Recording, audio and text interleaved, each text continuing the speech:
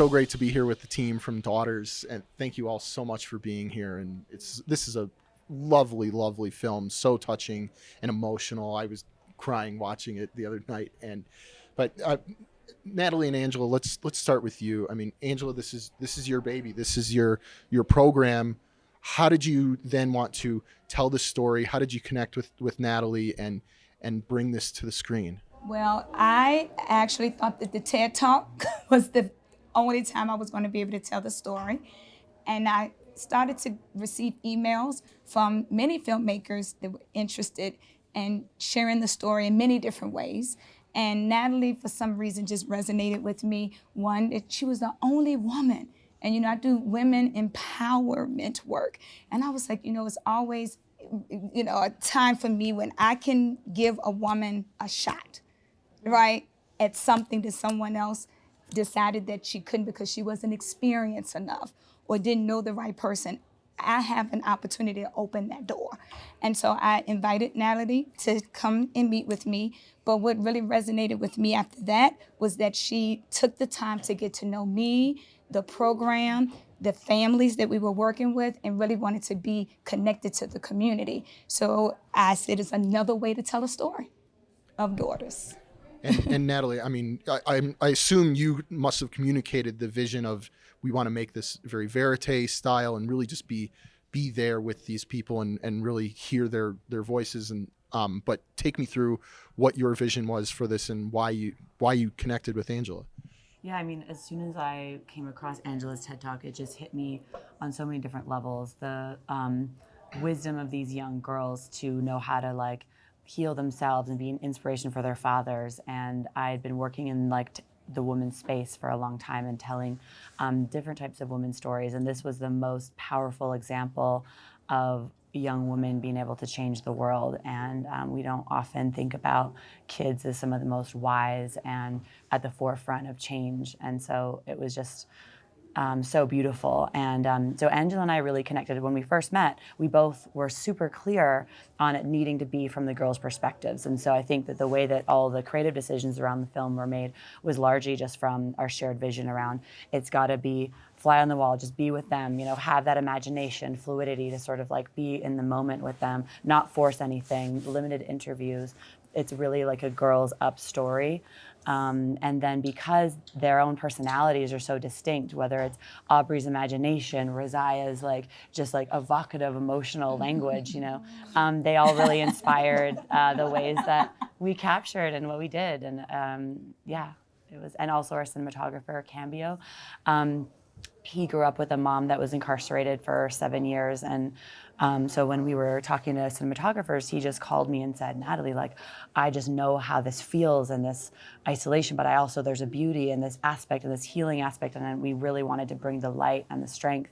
And so he also is a big part of like the visual side of creating that vision, which was really cool. Why did the two of you want to direct this together as a pair? What was really what did you each bring to it that you wanted to communicate it as to the two of you?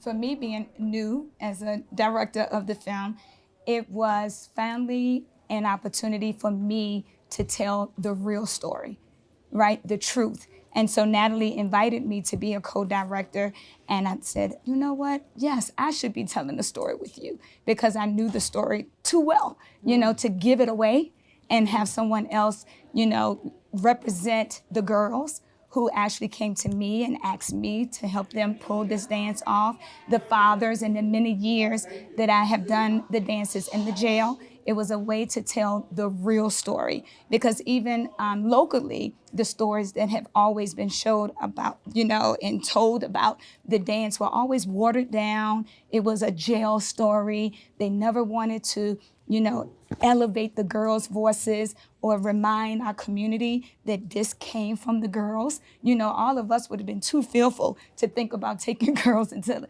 a jail to have the dance. And so I saw this as the light, and then to be able to co-direct with another woman that understood the power of girls' voices was also, you know, just liberating for me. It's just like, this is it. I have a shot now, along with Natalie. Yeah, and I was like, when we talked about how like this story had been covered in the past, it was really crazy to me that no one was interviewing the girls, and the origin of Furniqua at 12 years old who came up with this idea. It was really kind of framed like what the jail was doing and a rehabilitation story in that way. So I just felt like it was very important for how Angela knows these girls' stories so deeply. We just want the most deep and effectively, resonating film. So working together was always going to get us there. Frank, I want to ask you, I mean, this has got to be, surreal to be sitting here right now. And when you see this film and you think back to that day when you had the daddy-daughter dance, what is going through your mind? What do you remember of that time, and what does it feel like to be here now? I was wondering how it was going to be, because they always talk about the guys, the boys being out in the streets and their fathers locked up.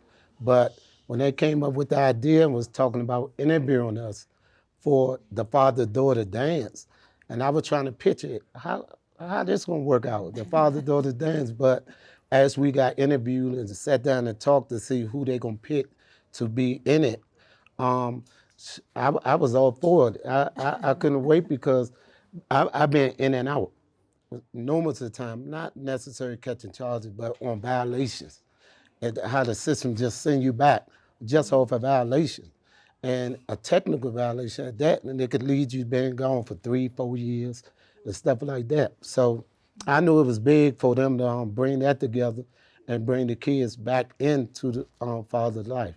And I mean, for the girls, Jonna and Frank, like, I mean, when we see you in this movie, there's a little tension there, like at that first day, there's a lot of really emotional stuff and a lot of bonding.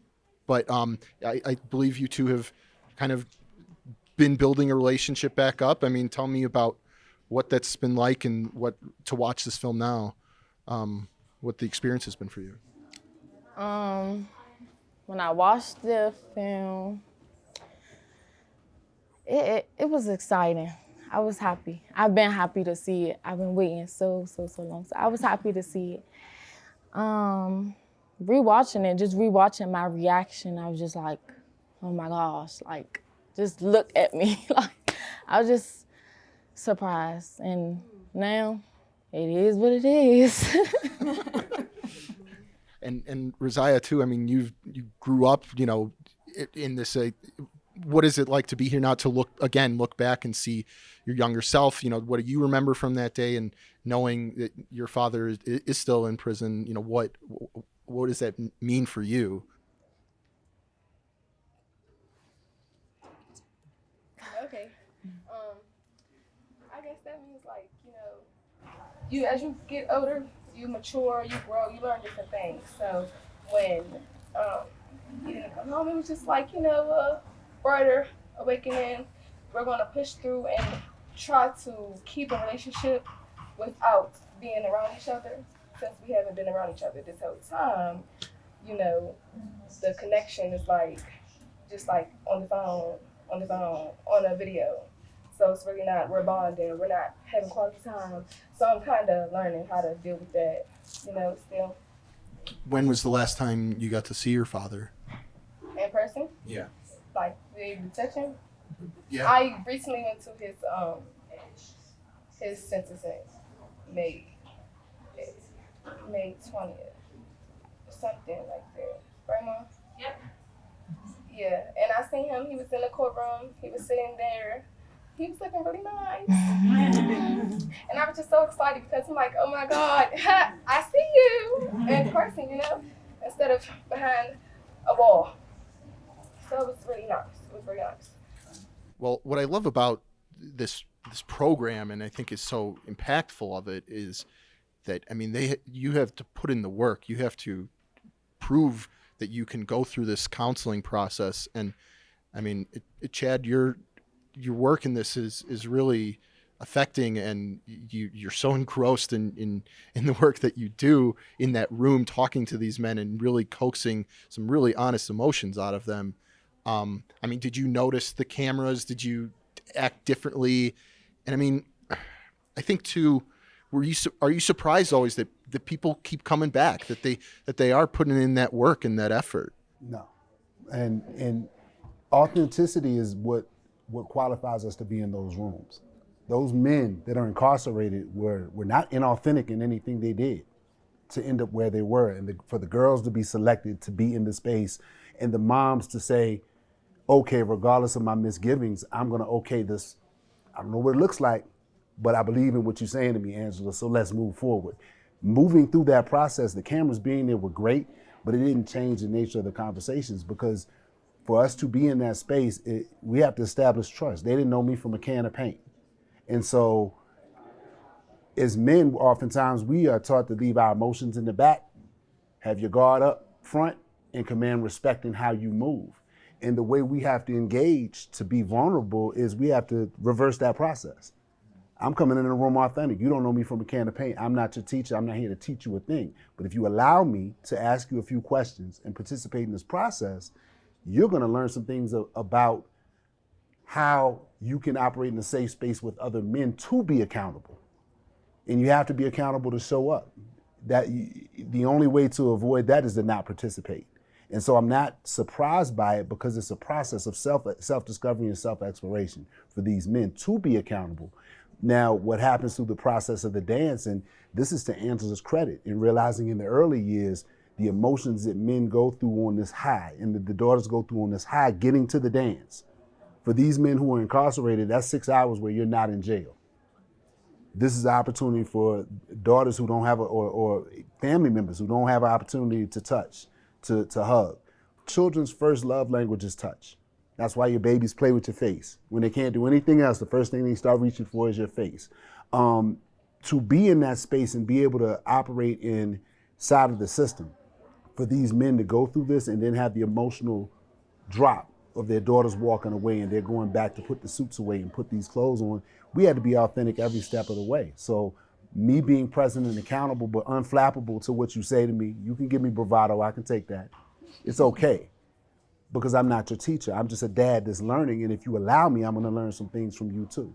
A lot of what to do and a lot of what not to do, and I think that's where we got in that space, so they'd be prepared to deal with those emotions, but also go back and look at your reasons. Hindsight tells us why we've been in the places we've been when we reflect. It's easier to see it in the rear view, but to be accountable enough for these men to say, hey, well, I haven't gone back since I've been out. That's different than what happened before. As humans, we keep doing the same thing over and over and again. They say, what? If you do the same thing over and over again and expect a different result, that's insanity. Mm-hmm. So if they want a different result, they had to challenge their own knowledge base, their own attitude, and their own perspective about what they wanted and what type of person they wanted to be. They had to be accountable men before they could embrace being present fathers. And Kerry, I can only imagine you were as moved as I was watching this film to be an EP on it now. How many times I watch it, even I was rewatching it last night and this morning, I'm still crying. I cry at different parts every time I watch it. It's so moving and so beautifully made. Well, what really drew you to it? I mean, how did you find out about it in the first place? Yeah, well, I was approached by the filmmakers. We have a project at Simpson Street called Unprisoned, which is a series on Hulu that really deals with the reunion between a father and a daughter, a dad who's been incarcerated most of her life, and he comes back to live with her. And on our show, it's a bit of a comedy, but it's an odd couple of working through these very real issues. So when I heard about the film, I thought, well, this is a way to continue to do this work, to tell this story about how this so-called justice system is really impacting families, and not just for the men and women who are inside, but the ripple effects of how it affects families for generations and all the children and spouses and extended family members, that this system is really deconstructing families. So this film is so beautiful because it's such a powerful example of the importance of families. You really see how much these daughters need their fathers and how much the fathers need their daughters, that to be able to be together, there's healing on both sides. And that powerful message, that work just felt like a beautiful extension of themes that we were already exploring, but doing in a really courageous way, because this is, as you can see, very real work that's happening on the ground to try to prevent people from being as kind of crazy as my character is on our TV show.